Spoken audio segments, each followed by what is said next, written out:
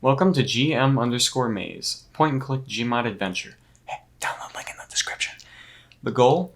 To reach the center and return to where you started without dying or getting lost. But this isn't your typical corn maze. Instead of being a series of winding interconnected passageways, it's a series of rooms, each leading to several others, though not physically.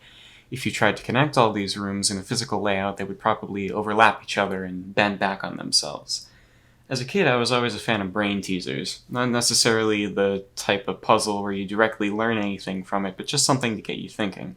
The book Maze, Solve the World's Most Challenging Puzzle was something I used to pore over because of how mysterious it was.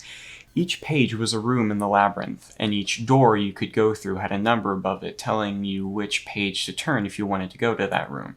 It's a genius type of choose-your-own-adventure, and I'm surprised there aren't more books like it.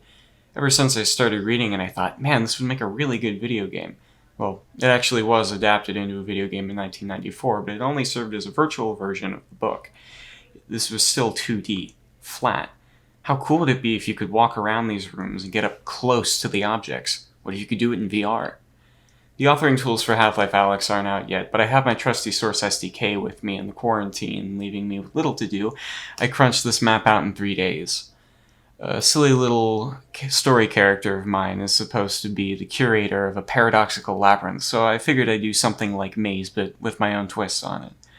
I tried to make each room have some hint about which door was the correct one, or at least which one takes you closest to the center. There are hints on the walls, and the lighting, and the placement of props, and I tried to do this at least once in every room. I'm not sure if I achieved that in full, but for 3 days of development, I think I did just as fine a job as anyone really could. If this gets a decent reception, I may continue updating it, adding more details and clues as necessary. If I had infinite freedom and patience, I'd make every room have its own description and dialogue, with every item having a description of it if you pressed E on it.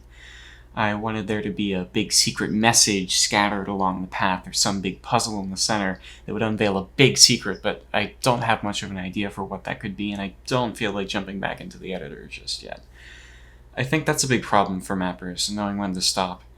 But for a Gmod map, I think this goes above what most people have done, so I'm happy for how it is right now.